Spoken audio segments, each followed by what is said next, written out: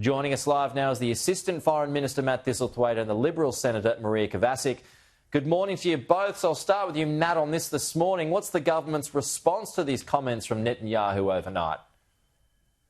Pete, on the weekend, Australia was one of 9 nations and the EU representative on foreign affairs that put out a statement condemning the actions of the Netanyahu government in seeking to take over Gaza City. We believe that that's moving in the opposite direction of the way the world wants the Israeli government to move towards peace and the release of hostages. I think the second point is that tens of thousands of Israelis marched in the streets and protested on the weekend against their government.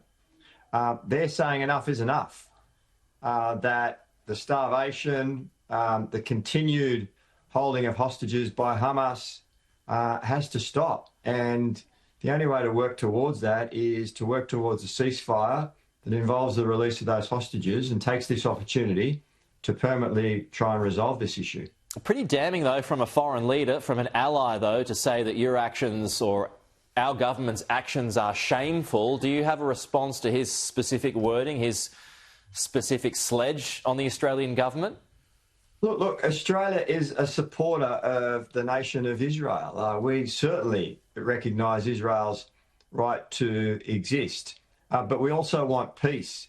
And I think that the world has been shocked by the images of children starving to death and that they've had enough, and that they see that the actions of the Netanyahu government have contributed to that, and we want to see an end to that. So obviously we want to have a good relationship with the Israeli government, but we're going to stand up for the values upon which Australian society is based, and those are fairness, and ensuring that people are fed and that children can live their lives. So that was part of the Prime Minister's attack, the Israeli Prime Minister's, is about those pictures. So are we, along with other countries, being duped by Hamas propaganda, including what Netanyahu says are not actually starving children? I think that the images speak for themselves, Pete. So the Prime Minister's wrong?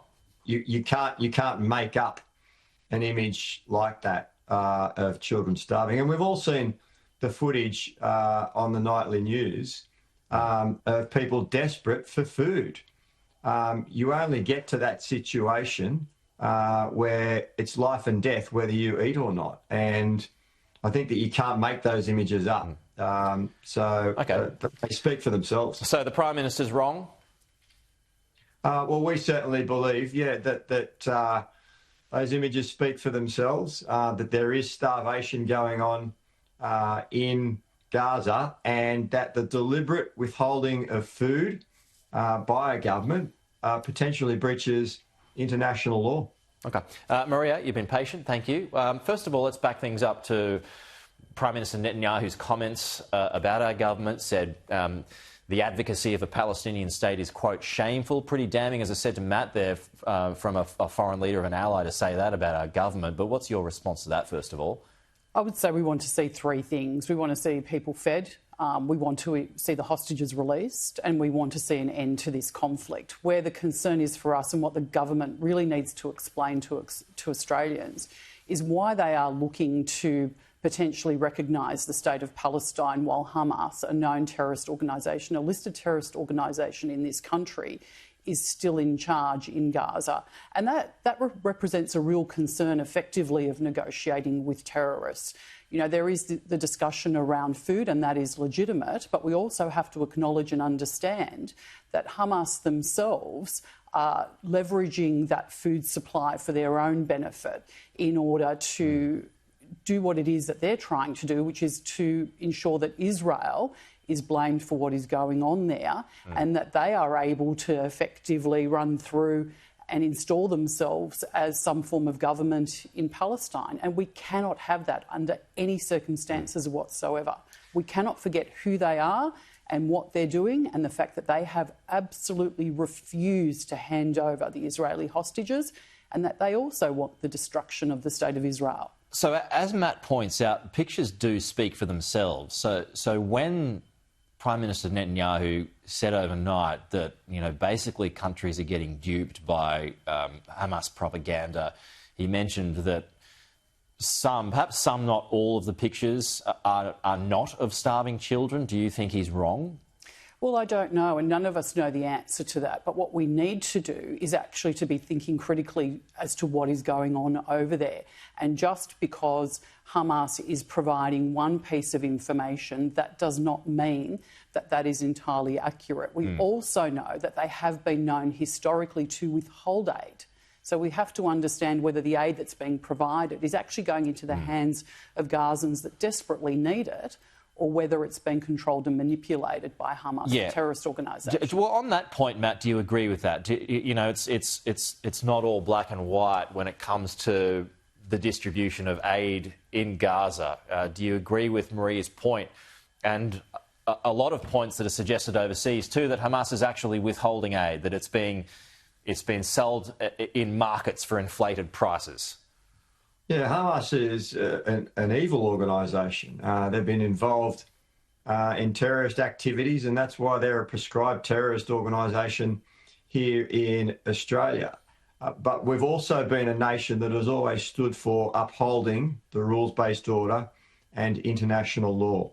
And international law is very clear that the deliberate withholding of food to people to bring on starvation is a breach of international law, and Australia cannot stand for that. And the system that's been put in place by the Netanyahu government and the United States is not working, and it's resulting in the death and the starvation of a population, and that needs to stop. And that's why I think the world has come together to say enough is enough. There's got to be a resolution to this, and we see eventually that has to involve two states living securely side by side behind internationally recognised borders. I think we were talking about this last week, Matt, about a potential phone call between Anthony Albanese and Benjamin Netanyahu. I mean, what this attack overnight shows that there is this huge gulf in our relationship at the moment, plenty of friction there. What are the chances of getting this call?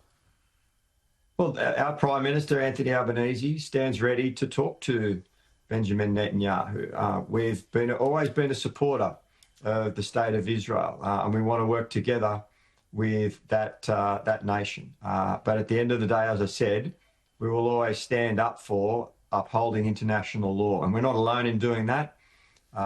Several nations joined us on the weekend in making that statement to ensure that we do uphold international law. And I think that, a substantial proportion of the Israeli population agrees with that notion because they were marching in the streets on the weekend. How would you define our relationship with Israel at the moment, Maria? Well, I think it's pretty similar to the relationship that the Prime Minister has with some of his other global counterparts, in that he's having a lot of trouble getting phone calls. So maybe he needs to have a look at how he's conducting his relationships and a way to have them in a way that is actually more collaborative and where he can have those open discussions. And that doesn't mean always being in agreement with someone, but actually being able to have that conversation is important. And here we see that as a problem yet again. All right, Maria and Matt, good to chat as always. We'll talk to you next week. We're off to a break. Coming up, Benjamin Netanyahu defends